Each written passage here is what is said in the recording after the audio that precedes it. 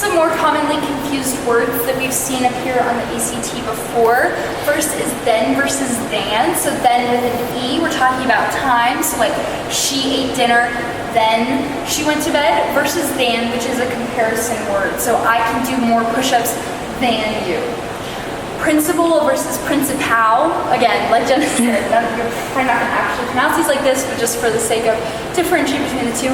Principle is a noun, so that's like it says, a fundamental basis of a system of thought or belief. So this is one of the basic principles of government.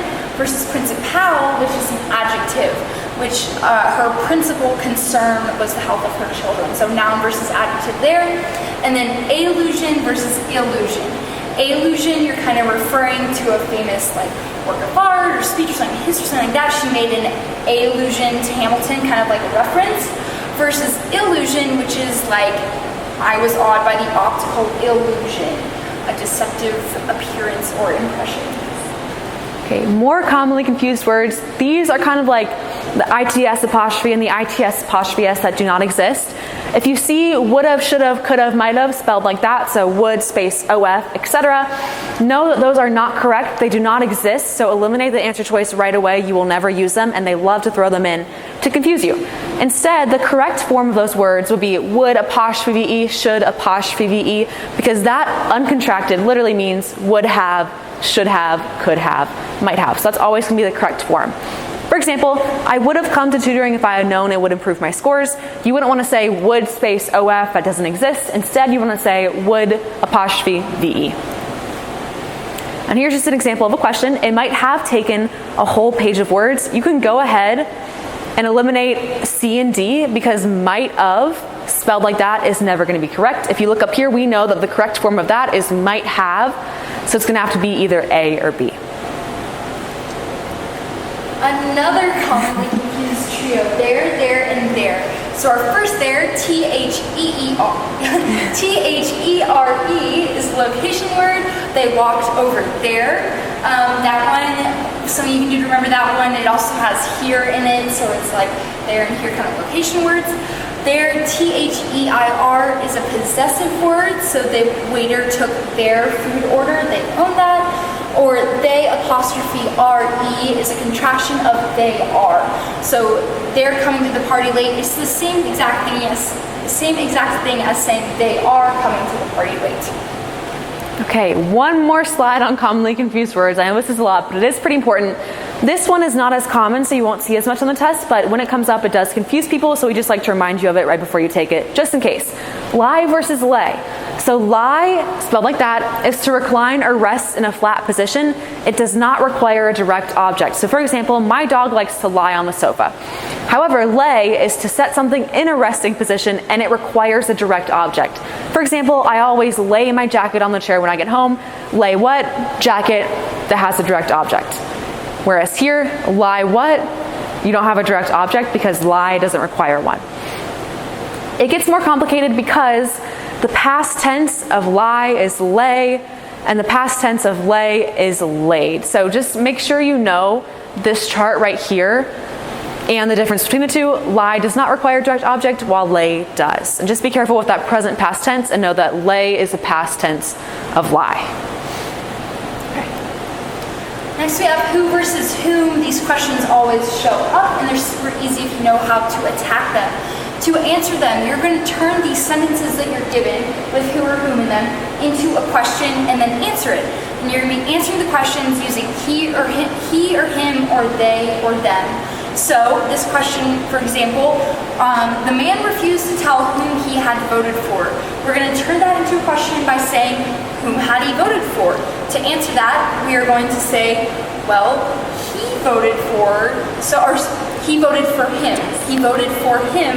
Because we answered that with that M word, him, we know that whom is the correct word to use here between who versus whom. We also have James is the man who penned the novel. So we can ask, who penned the novel? He penned the novel. Because we answered with he, we know that who is correct.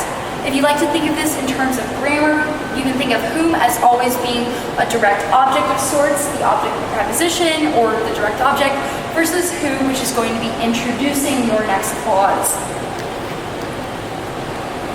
Okay, and just another thing on transitions, you can also be asked a question about using a sentence or phrase as a transition.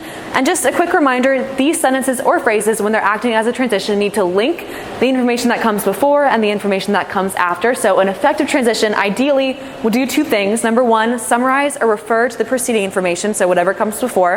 And number two, anticipate the following information, so whatever comes after. Although doing both of those things is ideal for a good transition, just know that if you see an answer choice that just does one, that's better than nothing. So if you can't find an answer choice that does both of those things, even just doing one, so even just summarizing or anticipating and creating some sort of link between the two sentences is great to do.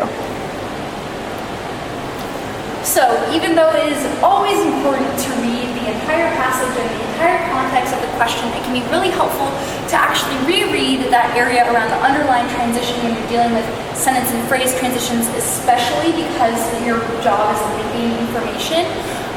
Really get the context of what you're dealing with. And if you want to know that you're dealing with a sentence or phrase transition, these are just some common ways that the ACT will ask those questions. They might say, which choice provides the most effective transition? The writer wants a sentence that expands on the previous sentence and introduces the information in the sentence that follows. Which choice best sets up the information that follows in the rest of the passage? So these are just all like, you should see a little red flag, like, okay, sentence, phrase, transition, or if you can't get that specific, at least know you're looking at a transition question. And remember, choose the answer that best connects the information and keeps it flowing as smoothly as possible. Okay, so if you're on Schoology, you have an ACT questions section that kind of goes over the topics that we just discussed. But before we end here, we're going to talk about two kind of final practice questions that sum up some of the more important topics. Okay, so this one says, to add to the confusion, every New Year's Day, a person, according to this Korean counting system, becomes a year older regardless of his or her actual birthday. Okay, this one can be kind of confusing, but the correct answer is actually going to be B because this correctly punctuates a non-essential. So our non-essential here is according to this Korean counting system. That's extra descriptive information. We don't really need it in our sentence. It's a non-essential. It's in the middle of a sentence, and we already have the comma after system. So we know that the one before according has to match, so it should be another comma. However, this question is a good example of when you'll have more than one non-essential present in a sentence because we actually have two more. To add to the confusion, and regardless of his or her actual birthday. So that's why we have so many commas in that sentence. So this should be moved over here, but just make sure when you're confused, try to identify as many non-essentials as you can in the sentence, just to kind of create some clarity for yourself in answering these. The last practice question. I ate 2 pizzas, comma, therefore I am full. Just looking at that one, that kind of sounds right. It doesn't look too bad. However, we have to keep in mind this comma right here is not underlined.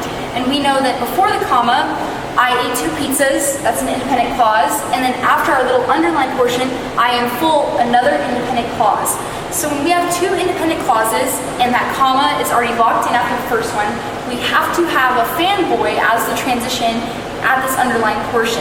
Unfortunately, therefore is not a fanboy, so it's incorrect here, even though you might be able to convince yourself that, oh yeah, that's a causation relationship, that could work. You need to focus on the grammar too. So in this case, the only fanboy that we have as an answer choice is answer choice C with and. So just keep in mind, especially, this is another good thing to mention, that pay attention to what is and is not underlined in your sentence. You can't change that comma, so you have to work around that. You can't change what isn't underlined as an answer choice. So that's why if we did have a semicolon there, we could say I ate 2 pizzas, therefore, comma, I am full, and that would work perfectly fine. But in the case of the comma, we do need a fanboy.